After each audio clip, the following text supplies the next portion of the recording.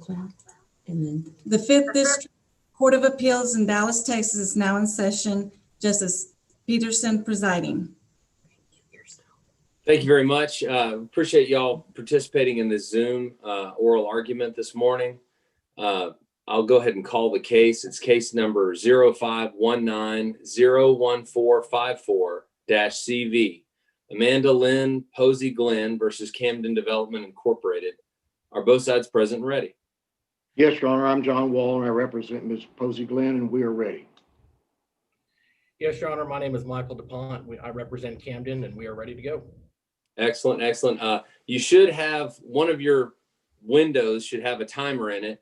Y'all are probably familiar. Both sides get 20 minutes and then 5 minutes left for rebuttal. When it's yellow, you're running short of time. When it's red, finish your immediate thought or respond to any question from any of the panel members that may be posed. But once it's red, wrap up as quick as you can. And the appellant, Mr. Wall, you may begin whenever you're prepared. Thank you, Your Honor. It pleased the court. This case arises from the granting of a summary judgment in an employment dispute that arose out of Ms. Camden or Ms. Posey-Glynn's employment at Camden Properties. She was a maintenance technician and unfortunately was injured on the job April 17 of 2017. Following that injury, she had some pretty serious restrictions which her employment or her employer accommodated. But during the course of the process, their willingness to accommodate disappeared.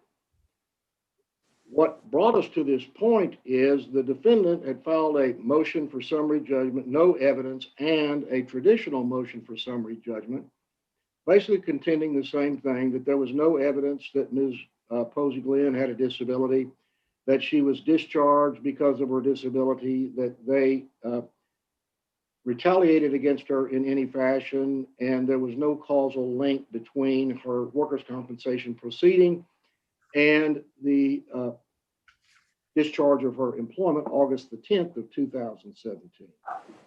Well, the affiant that they utilized to support their traditional motion lived in Houston, didn't have personal knowledge of any of the facts or circumstances that were going on up here in the Dallas area. And that kind of defeated her ability to support a traditional motion because obviously she wouldn't have personal knowledge being 200 and some odd miles away in Houston, Texas. And then most everything that she had gleaned during the course of the case was coming from others. So there would have been all sorts of issues there with personal knowledge. Well, the trial court instead, what the trial court did was, in its order, granted a no evidence motion for summary judgment, contending that the appellant, basically myself, did not cite to explain any of the unlabeled documents which were attached to the response. And that's the reason the no evidence motion was granted. There was the affidavit of Ms. Posey-Glynn. There were the emails of the defendants. There were the policies of the defendants, two policies, and her medical records that supported what she said about her condition in her own affidavit. Now, our burden in this situation is to raise more than a scintilla of evidence in a no evidence position. Well, in the employment setting, it's a little different than your traditional case. Once you have established a prima facie case in an employment case of this nature, there is a presumption of discrimination that does not disappear until the burden shifts to the employer to articulate a legitimate non-discriminatory reason for the action that they took.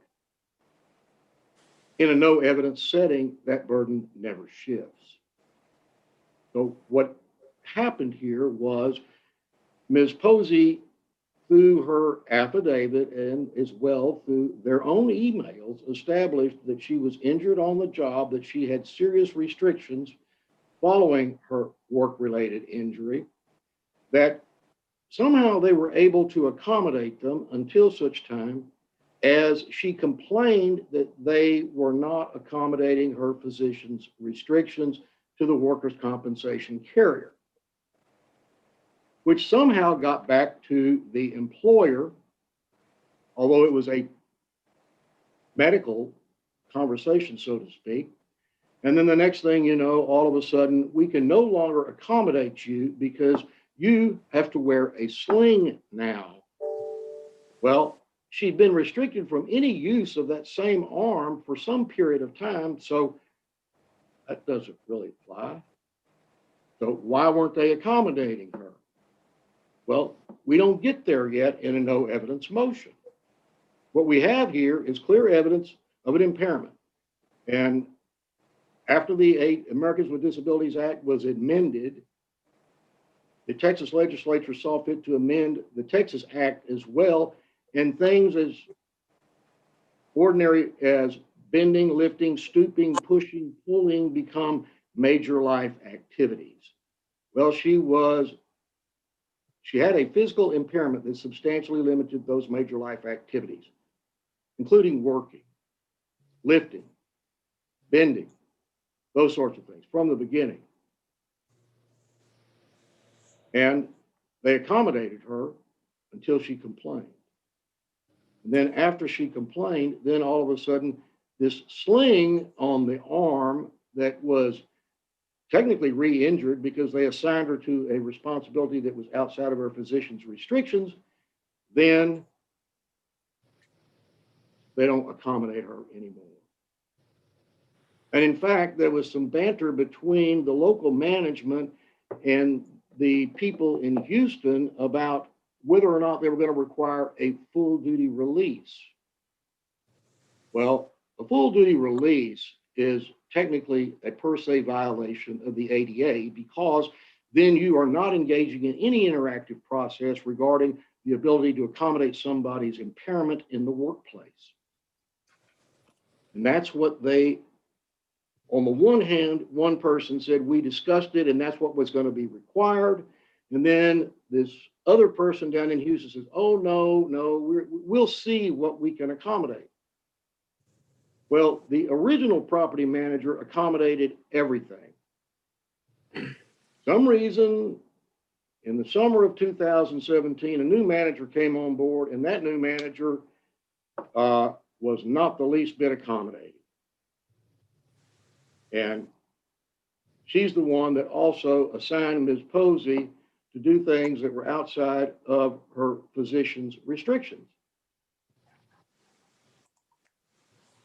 And so we have all the elements of a prima facie case of disability discrimination. She has a disability, there's no question about that. She's got a record of a disability as well. And that's part of the medical exhibits that were admitted as well. She was certainly qualified for the job. She'd been doing it for probably a little over a year, I think, at the time of this injury. She was otherwise qualified to do the job with accommodation because Matt, the original property manager that she had been working under, accommodated her restrictions from the inception. And she suffered adverse action because of her disability. It was nothing but her disability that ceased her employment and their animus because of it. Well, so that's established as far as the prima facie case of disability discrimination. And so there's this presumption of disability discrimination. And then we go to the issue of retaliation. Well, she engaged in protected activity because she complained that her employer was not accommodating her doctor's restrictions. She suffered adverse action because shortly after that, they no longer accommodate. In fact, they say, well, you can't wear a sling at work, although she's restricted from even using her left arm. I mean, what's the difference in a sling and just a long sleeve? Nothing. And is there a causal connection between her activity and the refusal to accommodate? Clearly there is. Then the next issue they contended in this no evidence motion that there was not a claim in this case for failure to accommodate. Well, it was always pled as a disability discrimination case from the inception. There were never any special exceptions. And in fact, the allegations in the pleadings say that the disability discrimination includes but is not limited to the following particulars. And they're listed. So absent a special exception, certainly failure to accommodate comes into a disability case, if that is the concern. So this is also a failure to accommodate claim. And they say, well, she didn't request one. Well, if you know that one is required and you do not provide it, then it's against the act. Why? Well, they were accommodating her until this whole scenario arose about not complying with the physician's restrictions. And then all of a sudden, this sling becomes the issue. So there's also clear evidence of a failure to accommodate. They didn't engage in any interactive process. In fact, the emails, I think it's page 181 of the clerk's record through about 183, talks about these, we're not going to accommodate unless, you know, she's got some serious removal of these restrictions. Well, at one point, they even let her work 2 hours a day. So I don't understand how, but that's beside the point because we don't even get there because this is a no evidence motion that the trial court granted. So then the next issue is the other alternative claim that she has was workers' compensation, retaliation, or discrimination under Chapter 451 of the Texas Labor Code, which provides that no person may discriminate against or discharge an employee because, amongst other things, they've instituted or caused to be instituted in good faith a workers' compensation proceeding. Well, she certainly had, because she reported her injury and she goes to the Care Now doctor that they chose for her. This is what I call falling into the Texas work comp nightmare. They pick your doctors, and they did in this case. And so Ms. Posey-Glynn was concerned about the care she was receiving, so she requested a list of physicians from the case manager that had been assigned to her claim. And the person that terminated Ms. Posey, Ms. Camille Churchill, who told Ms. Posey that she didn't get well fast enough, well, that's direct evidence I would submit of disability discrimination, was telling Travelers Insurance Company that she didn't like this case manager who had given Ms. Posey-Glynn a list of physicians to see. Why can't she? Well, there's no decent explanation for that. The law provides you can change physicians, but Ms. Churchill intercedes so quickly, the physician change doesn't occur. She gets Sue Evans removed from the claim.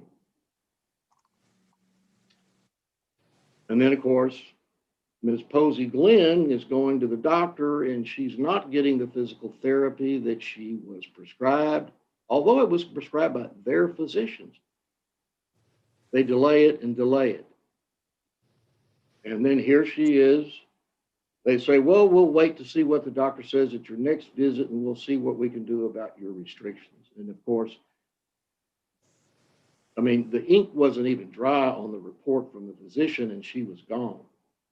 August 2017, the day after her doctor visit. Now, how they got such quick results is anybody's guess, but the improper motivation of the control of this workers' compensation claim continues after the discharge. They start asking, when's she going to leave the apartment? Why would the carrier concern themselves? There's no reason for that. But the prima facie case under the Work Comp Act is clearly established as well. Knowledge of the claim by those who initiated the separation, Camille Churchill. Negative attitude about her injured condition. That's abundant in this case. Negative attitude about the claim. Here they are telling the Travelers Insurance Company that they don't like this particular rehab nurse. proximity in time. She's going to their physicians. And as she's seeing their physicians, she's being, in theory, treated. And the only thing that happened between April 17 of 2017 and August the 10th of 2017, when she was terminated, was the workers' compensation proceeding, the disability, the complaints of the non-compliance with the physician's restrictions,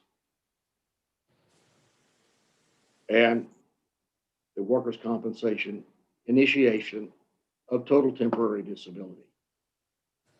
And that didn't happen until June of 2017 or later, even though she'd been off work for a period of time in the beginning.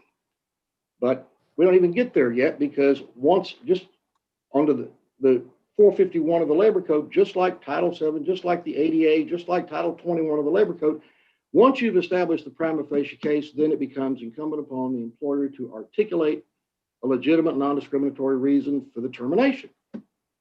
So in a no evidence setting, the burden never goes back. So it's a presumption that it was because of something associated with a workers' compensation claim. But even if we have to get past that point, which is their stated reason for discharge, was that she had exceeded her leave. Well, they didn't put her on a leave until she complained about this non-compliance with the physician's restrictions. And they come up with an arbitrary number of days that she could take off of work. And their own policy says that you can be accommodated for 180 days to see if you're going to get well enough to be able to do the job. She was accommodated 56 days, not 180.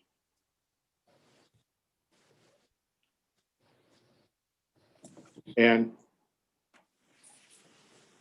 that also is probative of this improper motivation. Why do you shorten it? You don't throw away machinery halfway through the repair process. You keep up the maintenance. Well, they didn't treat her even as good as a machine. She told her on the phone, you didn't get well fast enough. How's she supposed to get well fast enough when she can't even see the physician she wants to see? And she can't get the therapy she wants.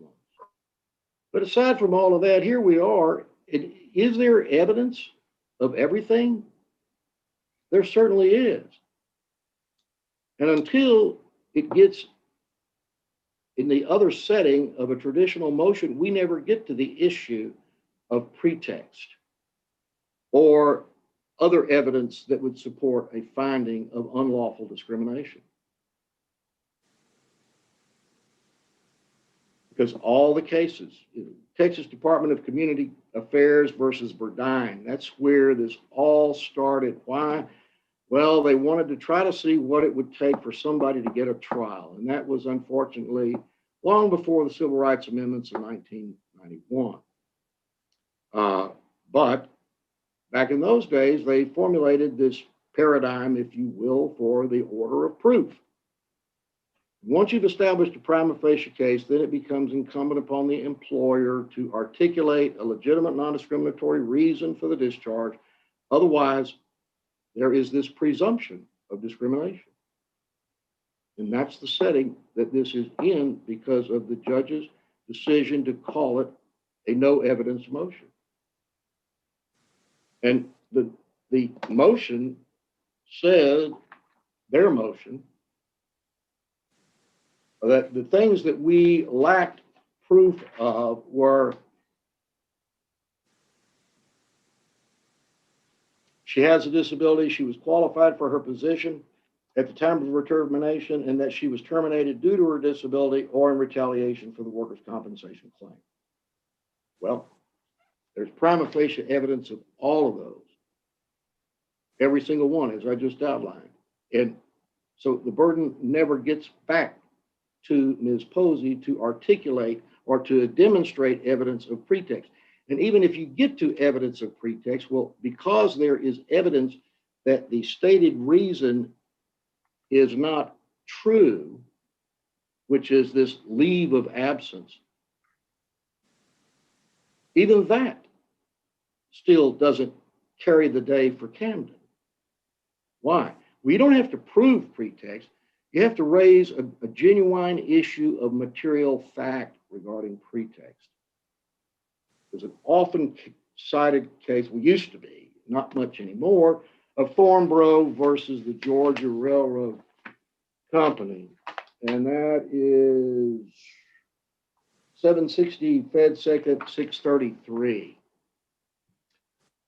And it was a very beautifully written opinion by Judge Goldberg. But as he noted in the opinion, often motivation and intent can only be proved through circumstantial evidence. Determinations regarding motivation and intent depend upon complicated inferences from the evidence and are therefore particularly within the province of a fact finder. He even went on to say it is difficult to determine what evidence might legitimately sway a fact finder. Mr. Wall, Yes, sir. you're out of time. I'm sorry. Do either of the panel members have a question right now? No, but can I take a 1-minute break real quick, please? Yes, yes, certainly. Just Right back. y'all bear with us, please, for just a moment.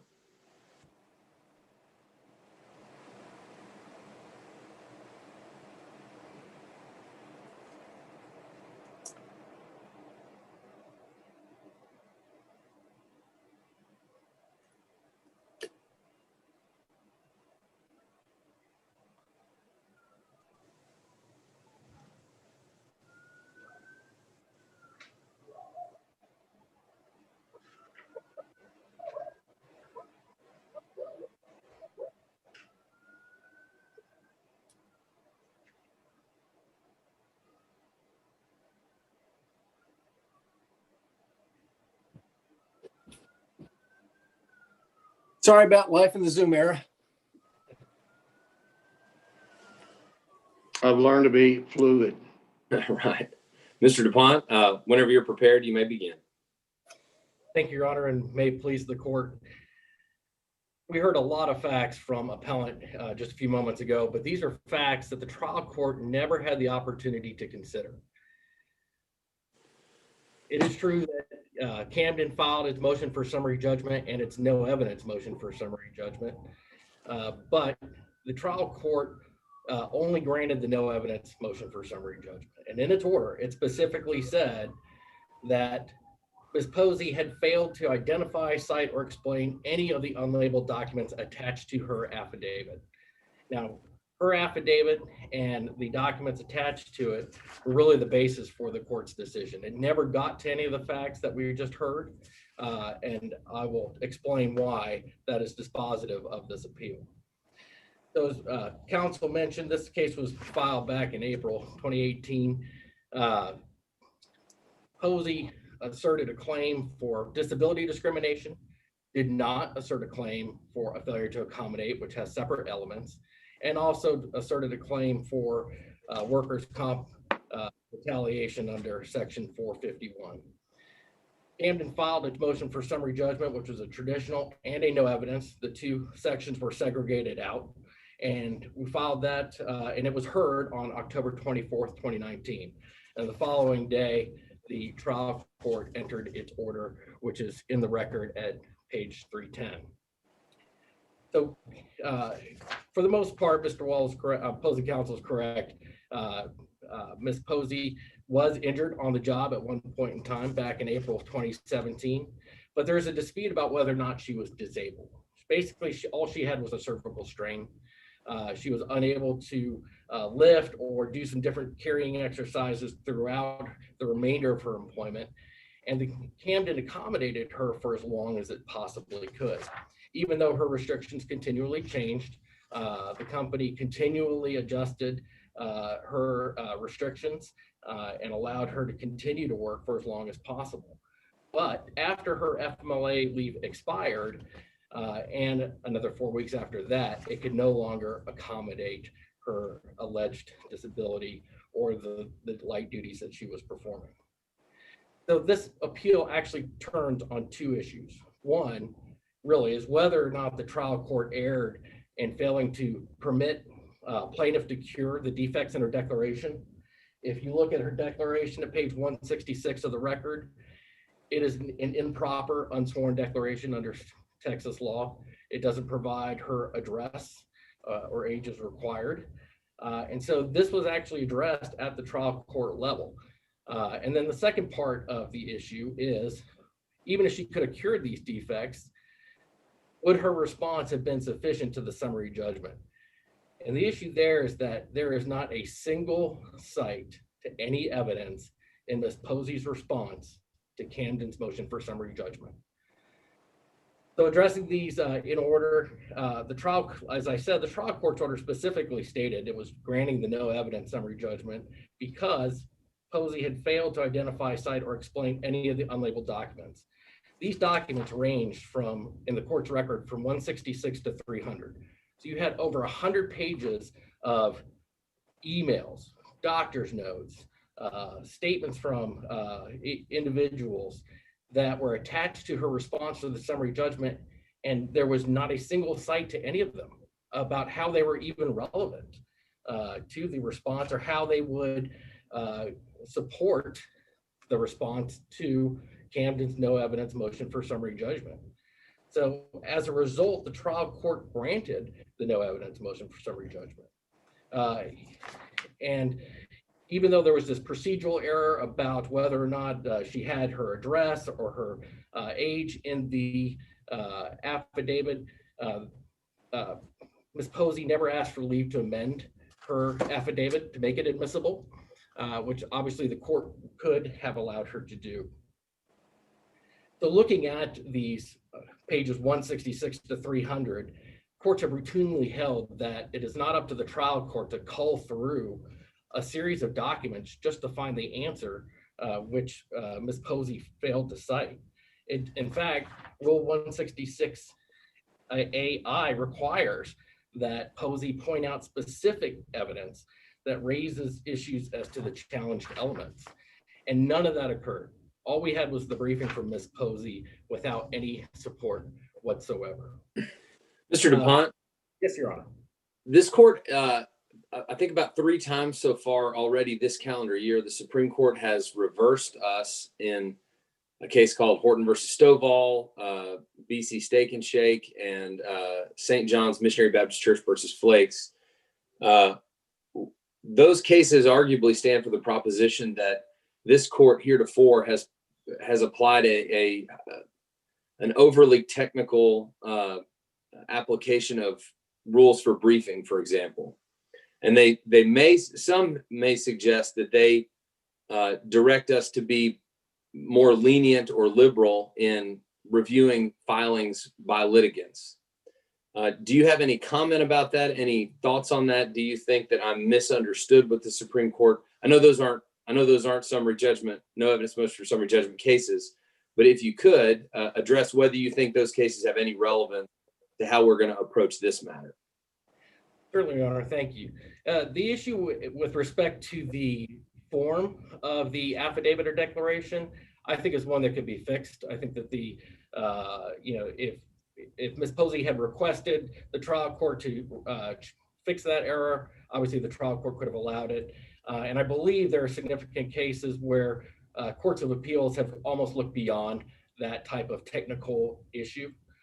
The bigger issue, though, in this case was that she didn't cite to anything in the record to support her response to the summary judgment. And so that begs the question of, well, how many pages can a plaintiff in this case attach to a response to a motion for summary judgment before they have to cite anything? Are we talking if they only, attach 5 pages, is that okay? Well, what about 500 pages? And this is a relatively simple case. Employment law is not rocket science, I hate to say. But if you had thousands of pages of documents that were slapped onto the back of a response, what would be the responsibility of the trial court to go through that to determine what response the plaintiff has actually given? And so I don't think that would be contrary to what was intended from the rule, which was basically, you must point to specific evidence as to why you can establish an essential element of your claim. Did the highlights that were provided by the plaintiff throughout those documents, are those sufficient citation? They are not, Your Honor.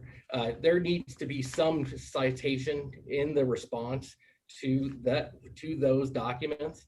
If that begs the question of, if I have 500 pages that I've highlighted, or I attach 20 depositions and I highlight them all, is that sufficient, or do I have to be more precise? And so we would argue that it is insufficient, that you must actually point the court to the specific records. And I believe that the prior decisions that are cited in our brief, he discussed that the trial court doesn't need to cull through the record to determine what exactly the plaintiff is opposing in terms of a no evidence motion for summary judgment. So substantively, Your Honor, if I may continue, so Posey, again, didn't really cite to anything in her response. Her initial argument on appeal is that, well, we didn't segregate out the motion for summary judgment and the no evidence motion for summary judgment. Well, we see that that's not true. We actually did separate it out in our motion for summary judgment. And because it was segregated, and obviously the court recognized that it was segregated, it only granted the no evidence motion for summary judgment. With respect to her disability claim, so she had to establish that she had a disability, she was qualified for the position, and that she suffered an adverse employment action due to her disability. Well, we would submit that a cervical strain may or may not be a disability, but she didn't put forth any evidence to support it. We agreed that under the amendments to the ADA that really did expand the coverage of the ADA, and obviously the court has adopted that standard under Chapter 21, but Ms. Posey doesn't put forth any evidence to establish that she is actually disabled. Yes, she has some difficulties bending, stooping, or lifting, but these are all temporary conditions. So just like, for example, if I broke my ankle, breaking my ankle does not make me disabled under the ADA. Now, if I broke it like Dak Prescott and I had a compound fracture and I had to have surgery, that would be a disability under the ADA, but we don't have that here. What we have is a minor lifting shoulder strain, cervical strain that she incurred while working on the job. So there's a real issue about whether or not she is actually a qualified individual with a disability. Additionally, she says, well, Camden failed to accommodate my alleged disability. Well, the failure to accommodate is a whole separate cause of action under the ADA in Chapter 21. To establish a claim of failure to accommodate, a plaintiff must show that she was a qualified individual with a disability, that the employer was aware of the disability, and the employer failed to reasonably accommodate the disability. And you can find that under Cortez versus Raytheon out of the Northern District of Texas, 663 F sub 2nd 514. And that relates to a Court of Appeals case that it cites there. It is a wholly separate cause of action. So that failure to accommodate was never alleged in the petition. But even if she did, again, she would still have to establish that she was a qualified individual with a disability, and there's no evidence to support that as well. Ms. Posey also mentions that Camden failed to establish that it was an undue hardship to continue to accommodate her. That's an incorrect standard. Undue hardship is actually an affirmative defense, which requires a much more in-depth review. The issue of an accommodation is whether or not it is reasonable and can be done. Here, the employer accommodated Ms. Posey for months, even as her alleged disability evolved. And only after she had exhausted her FMLA leave did it continue to wait for her to go to another doctor's appointment. And after that last doctor's appointment where he wouldn't release her to perform the duties of her job, did it have no other choice but to terminate her employment. Now, notably in the record, they indicate, look, we're separating your employment, but you're welcome to return anytime. You're welcome to reapply when you're able to do the essential functions of the job. But the facility, in this case, it's an apartment complex, couldn't continue to keep her on light duty and meet the needs of its residents. Additionally, the trial court, or this court should affirm the trial court's grant of no evidence motion for summary judgment with respect to the retaliatory discrimination. There's no evidence that she was discriminated against because of her disability. In fact, she fails to point to anyone who was treated more favorably or that she suffered an adverse employment action because of any protected activity, whether it was requesting an accommodation or opposing some discrimination. So, Mr. Your Honor, DuPont, yes, Your Honor. it looks like she took her second non-FMLA leave effective July 5th, and then she was ultimately terminated sometime into August. I think it was 14th. What did Camden do with respect to meeting her job functions during that time? Did it hire somebody else? Did it have another employee that worked harder? What did it do? I believe it had another employee who worked harder. It was unable to hire somebody else full-time to obviously fill the position because she was working, Miss Posey was working part-time. But that was only temporary. You know, we were pushing, I believe, the job duties onto another employee. So that employee was in turn working harder. And then once she was received that last doctor's note, it went back, it said, hey, we've really got to hire somebody else to fill this position in a full-time basis. Since she was limited, I believe her last note was up to 6 hours of work. And one of the things I would like to correct from earlier was the statement about a policy that says you can have 6 months off after or a 6-month leave of absence. It is up to 6 months. It is not an absolute 6 months. There's no bright line about how long the company was required to give anyone off time. In fact, it allowed her, it accommodated Ms. Posey for as long as it possibly could with the 4 months that she was off. And finally, Your Honor, there's no evidence that she was subject to retaliation under 451 of the Texas Labor Code. Again, she didn't put forth any evidence, but even looking at the record itself, we provided her time off. She went through the workers' comp system. She continued to have time off. There was no adversity towards her, and there was no evidence put forth of any adversity to her. You know, under Continental Coffee, the issues are whether or not the individual who made the decision had knowledge of the compensation claim, expressed a negative attitude, failure to adhere to company policies, discriminatory treatment compared to other similarly situated employees, and evidence that the stated reason was false. Well, at best, you might have somebody who maybe knew of her claim. Obviously, Ms. Churchill did, but she never expressed a negative attitude. Simply because you want a different case manager or would like somebody different working a case is not necessarily a negative attitude under 451.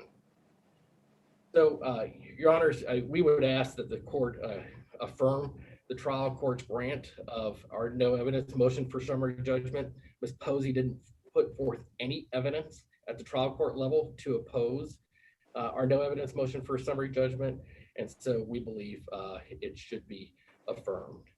And Your Honors, I'll give the rest of my time back to the court as I still have less than 4 minutes left. Thank you, Your Honor. Does anyone have any questions? Okay, thank you very much, Mr. Pont. Mr. Wall, whenever you're prepared, you may argue.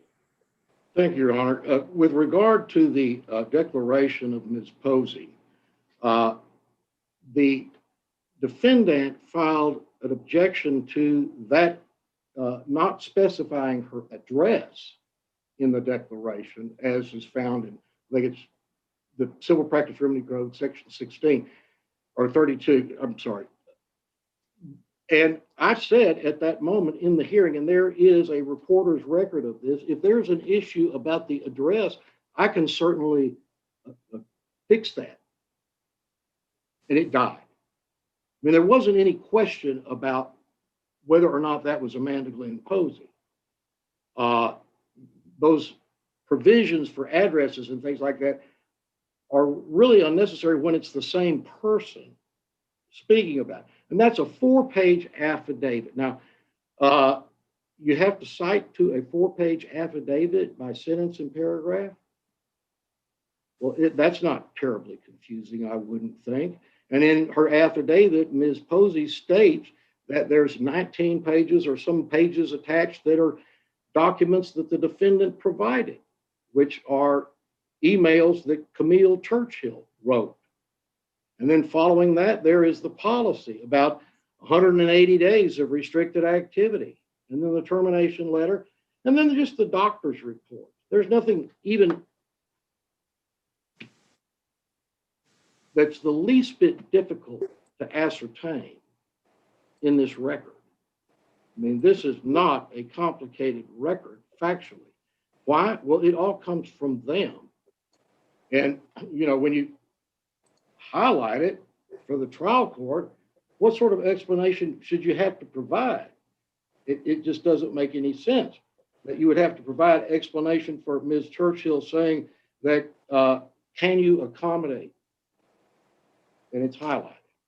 And then there was also the one about the Sue Evans nurse. I mean, those are clear. If you just read the highlighted portions of this, the story is clear as a mosquito frozen in amber.